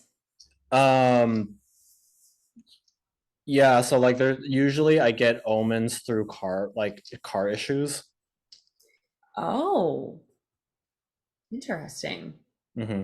Like I remember I had a really typical day of just like brooding and marinating in not so good feels, and then I went out to go do a delivery for work, so third house, sixth house. My car, what my wheel one of the tires blows out and I'm on the freeway and I end up at this this not an it's like this a turnpike, I guess. And I was in a little intersection and I was not far. I stopped too close, like not far enough in that I could safely change my tires. But this was after me yelling at, just so fed up and angry at like God and my spirits that I work with. And I was just, you know, I, I was in a really self-destructive mindset, but I basically was like asking these spirits to help facilitate my self-destruction. And and basically my car breaks down and it felt like God was like, okay, you want self-destruction? Sit in your car and you'll get it. And just like sit in it and marinate it. It's like, you want to marinate it, have all this time to do it again. Yeah, and then so like of course, like I was in danger, so like I didn't do that. But like I have very malefic omens, and they often involve like car accidents or car issues. Had another time where my good friend of mine, good friend of mine and colleague Hugh, showed me Hugh Tran showed me. Oh, we love Hugh Tran. Yeah, shout out to Hugh Tran. He showed me an image he was working on. It was an image of Pluto, and as soon as he showed me that image, my car dies. Oh my gosh. Also, yeah, his original, I think original, at one point, his art for Mars. Yeah. He already knows how I feel about that art, so yeah. I'm not gonna go in depth on it, but yeah, wonderful stuff. Oh, yeah. But another funny thing is like Mars has a natural significant, is naturally connected to wine. And I seem to, out of all the alcohol like I drink, like wine just seems to just be so agreeable to my body. Interesting. I've never heard that about Mars. Of course with like Dionysus, but yeah. Haven't heard that. I like that though. and that's actually part of Dionysus's like ritual. So the way that people would celebrate it is that they would be given they would have to drink about 3 bottles worth of wine alone in silence. And then after the 3 bottles of wine have been drunk, then everyone just goes on a rampage. And then at the end of the rampage, everyone brings their kids on swings and they eat cereal. And that's how they celebrate Dionysus and Bacchus, Dionysus/Bacchus. Oh, wow. It's wild that they're like, here, have all this to drink. You can't do anything about it. I gotta shut the fuck up. Scorpio, and then go balls out. Yeah. Aries. And then after that, eat hangover food. Yeah, hangover food. On the swings. Wow. Rebirth, you gotta come back to life. Yeah, irony. They specifically said that they had to eat some kind of cereal. Oh, okay.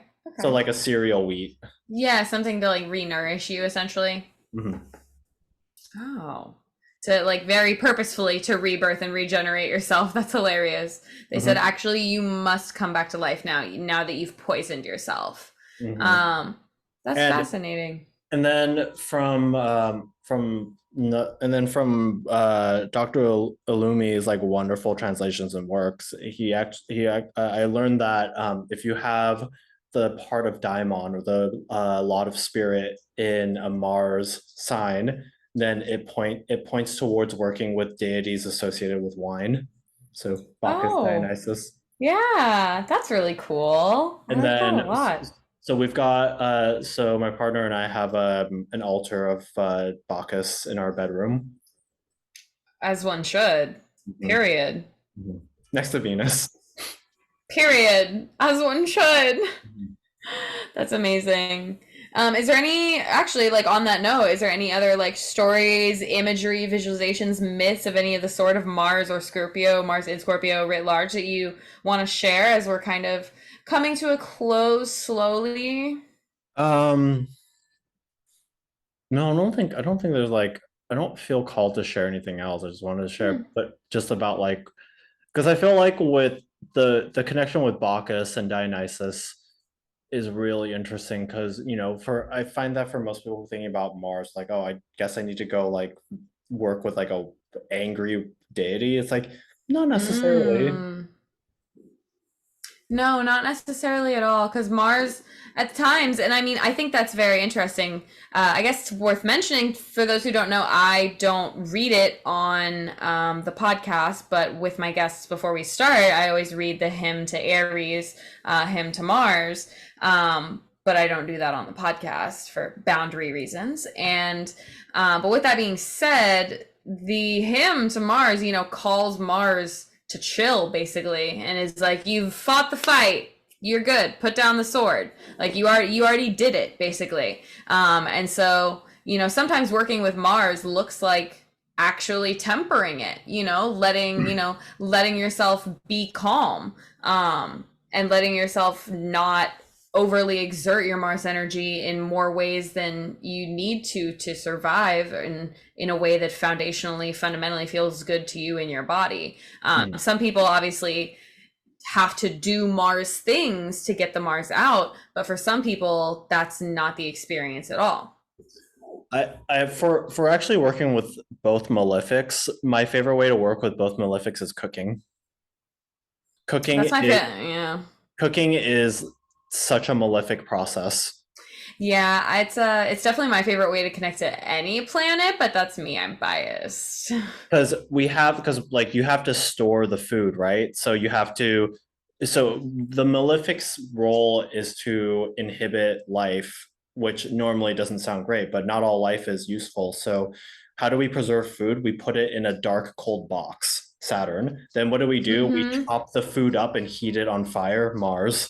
So Mm-hmm. um working with food to me is actually like my favorite, something I always recommend people do for working with the malefics, and it's like they work for either or, but cooking tends to have a much more Mars flavor, even though there's Saturnian elements. And then I also wanted to just like bring I up. think I think that also speaks to the nature of the malefics. So, like Saturn is, a little more maybe introverted and quiet. And so that's of course going to be like the back end kind of behind the scenes version of the cooking, whereas the Mars is like the hot fire in your face. You served it hot. And so like I think that speaks to the nature of the malefics a lot. And then also I will mention that there's a whole piece here about how the moon has a relationship with both malefics, because the moon's places of, if you're looking at just sign-based dignity and ability, the moon in Capricorn and the moon in Scorpio are the two places of like classical sign-based stability for the moon, and those are both ruled by a malefic planet. And so like the way that the ways that we nourish ourselves, the way that we nourish our body, our moons, literally requires a malefic process to continue. Yeah, that reminds me about how both how when you're looking at reading through Abu Mashar and you look at like Moon and Mars, even though there's a lot of even though it will describe a lot of like pain, there's also a lot of the ability to overcome it. And so there's, even though like the Moon and Mars has a painful relationship, they actually work together. 100%. And then yeah, and the I wanted to, and I always think about the last, it's really funny, like in the last line of Mars, like the part where in the hymn where they're just talking about like Mars chill, like in the it wasn't Thomas Taylor, sorry, I have two translations, Patrick Dunn and Thomas Taylor. Thomas Taylor is the one that is the translator that everyone is familiar with, and I really like the line where it says, to lovely Venus and to Bacchus yield, for Ceres exchange arms for weapons of the field. But it's like right there, it's like there's these are things that is an outlet for Mars. It's like if Ceres is about agriculture and nourishment, then Mars is the means to plow the field and to utilize tools to get those things done.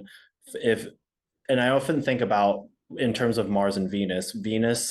Mars is the soldier, and Venus tells Mars why Mars is going to go fight.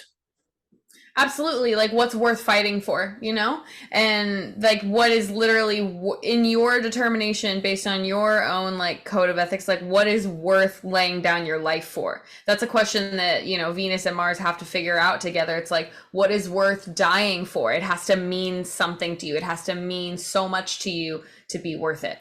Mm-hmm. And this is what gives Mars direction, because Mars in its own nature has no direction. Mars is just chaos. But when Mars is given direction, then Mars is able to be effective and efficient. Yeah, I think, yeah, it all depends on those like relationships and all of the like connection points for Mars to be able to really put that power to use in a way that can be efficient. Because, you know, like Mars and Scorpio has all of that power to use. It just has to find the right time to strike and the right time to do something and to act. Mm-hmm. Yeah, 100%. And it's like, you know, cutting in itself, its separations, it normally seems like a not great thing, but when we give it a specific function utility, then it becomes very useful. Like surgery, the ability to cut away dead flesh, to cut away bacteria, cooking in order to cut things so that they're cooked and heated evenly. Very real. Mhm. Oh, I guess something I love that I was like, oh, we're wrapping up, but something I completely even forgot to mention that I was like, I don't even know if we'll talk about it, is like the whole Mars and Scorpio like freaky as hell signification, and that people love to put on Mars and Scorpio. I don't, like, I don't entirely agree with that. Like, I honestly think the most licentious signs is going to be between Capricorn and Pisces. Saturn is way raunchier than Mars. Ooh, hot take. Yeah, Mars is just like dealing with the urge, but whereas Saturn would be like all of the things, like, that phrase, like, ooh, you nasty, that's Saturn. Ooh, that could be a hot take. That could be a whole conversation in itself. Because if you read a lot of the ancient texts, like, they describe Saturn as like basically being connected with all sorts of debauchery. Mm-hmm. Like, True. it's just like anything scandalous, anything base, anything debaucherous. Like, whereas Mars is the type of like sex that Mars is going to play is more of like the dominance kind of the dominance angle. Oh, yes, true. The power play. It's like not even play, it's just literally like, to me, Mars is not about the play. Mars is just quite literally the action. There's like no it's because Mars is really simple. So like Mars is just it's just the action in itself. And I think like when we're talking about like what's nasty and everything, that's gonna fall into other planets. Fair. Mhm. Okay. Yeah. But yeah, so Mars Scorpio to me is like, I mean, Scorpio itself is, I think any of the nocturnal signs are going to have a predisposition towards sexual things, but I personally wouldn't like assign Scorpio as like the nastiest sign. I think what's more appropriate is that Scorpio is probably more willing to indulge in those, but honestly, like for me, like the signs that are like more into like the kinks, fetishes, and all sorts of those things, it's going to be between Virgo, Pisces, and Capricorn. Interesting. I do agree with you that I think that Scorpio is often given the stereotype of that rather unfairly. Mhm. Um, because potentially, you know, maybe mixing up some of correlation with causation, but also maybe just unfairly assigning something without really looking into it more. Yeah, if I wanted to give a generalization, I would probably assign like revenge sex more with Scorpio. Oh, interesting. Yeah, true. Spiteful. With a yes, I was just about to say spite. It's like it like to me, Scorpio is like makeup sex. Mm, really intentional. Hmm. That comes into that Scorpio strategy for sure. Hmm. Oh, interesting. Hmm. So, do you have any advice or words of wisdom for both one, people with this Mars placement, Mars and Scorpio, and then also two, second part of that, for people who love and care for someone with this Mars placement? So for the two words I always think about with Scorpio that I treat anyone with Scorpio placements like clients, friends, is again the dynamic of hunger and vulnerability. Like to understand people's Scorpio placements, it's like what makes them feel vulnerable and what do they hunger after? And if you can figure those things out, you will get along with people with Scorpio placements. Mm, mm. I love that level of understanding. And then I did write a little poem for Scorpio. If Oh, yes. let me see if I can We would love for you to read that. let me see if I can find it. You're right, that was less than a minute. Amazing. Yeah, my bathroom is right by my office, and maybe it's a Moon and Scorpio thing, maybe it's a trained dancer thing, dancer trauma thing, but you maybe have 30 seconds to go to the bathroom at a dance competition because you gotta change, you have to change tights. Like, oh, you have to go to the bathroom, your body has to have a function, you better do it quickly. Also, just like my parents, like road tripping and stuff, they'd be like, go to the bathroom as fast as possible. So it's trauma that is really convenient as an adult. So. Oh my God, there's an entire other signification of Scorpio being related with the the excreting processes. But I mean, we can talk about that if you want. So. I think like another tip is like make sure you're regular because That's a good. there's also there's also themes of like poisons being lingering in the body that need to be dealt with. That this part of like this is where Scorpio and Virgo just like shake hands. Yeah, and the processes that they absolutely like the sextile between them, The where need they connect. the need to be regular, Yeah, the need to be regular, the need to process. the Yeah, need to poop. yeah, relates entirely to makes me think of, or just I should say reminds me of all the ways that we have to get rid of things as a whole. But you said you want to find your poem? I found it. Yeah. Okay, perfect.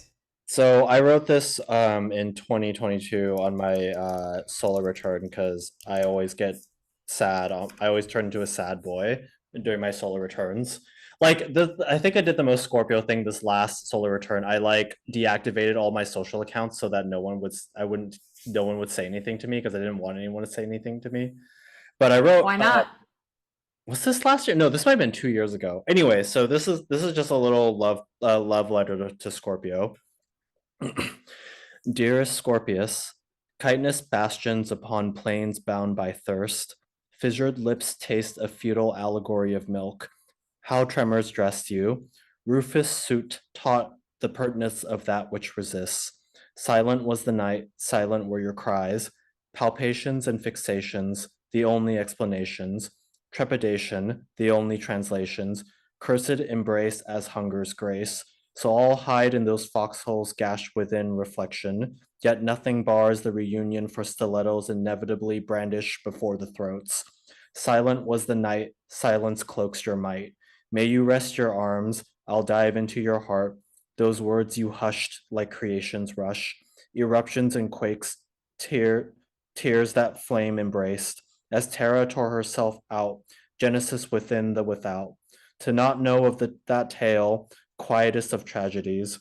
Dearest Scorpius, may you take my hand and guide me through your hollowed bastions, my beloved. I'm dead. Yeah, that was my little. Deceased.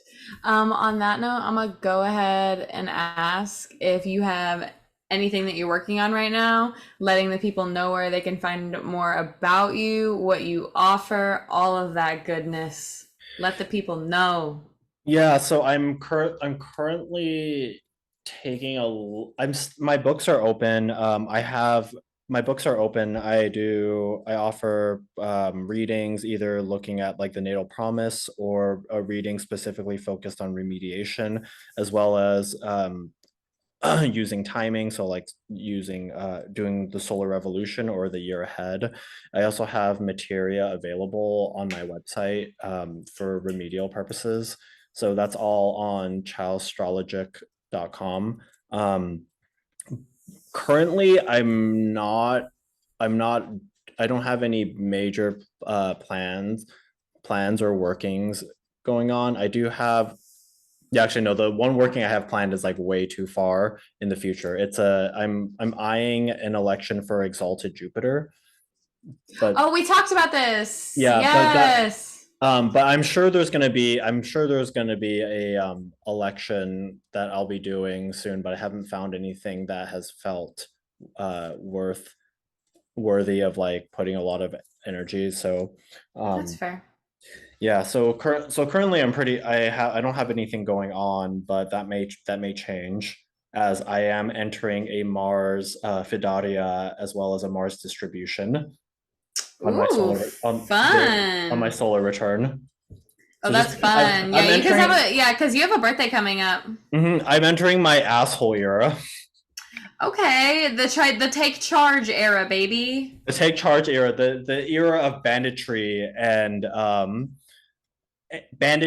insolence, and other words. Blanking on words. Period. We love it. You know what? Pop off. Oh my gosh, I'm so glad that you were here to do this. Do you have anything else that you want to say before we hop off? No, but think we covered a lot of things. We For did. We went all over the place. I'm so grateful that you were here and the deep, thorough in like really all over the spectrum treatment that we were able to give Mars and Scorpio. You know, if you've been listening to the Mars series, this was the first dignified Mars that we've talked about. We've already had two debilitated Mars in Cancer and Libra, but we haven't had any dignified Mars yet. And so I'm really glad, like in the order which the Mars series has gone out, that this was the first Mars in Dignity episode that there was. Just as much as I'm grateful that it is you that was doing it with me, Christopher. Boris, thanks for having me. It was a lot of fun. Thank you for being here. And thank all of you if you're listening, if you're watching. Thank you for being here, for listening, watching. Thank you for being funky. And I'll see you next time our fates weave together. Mm.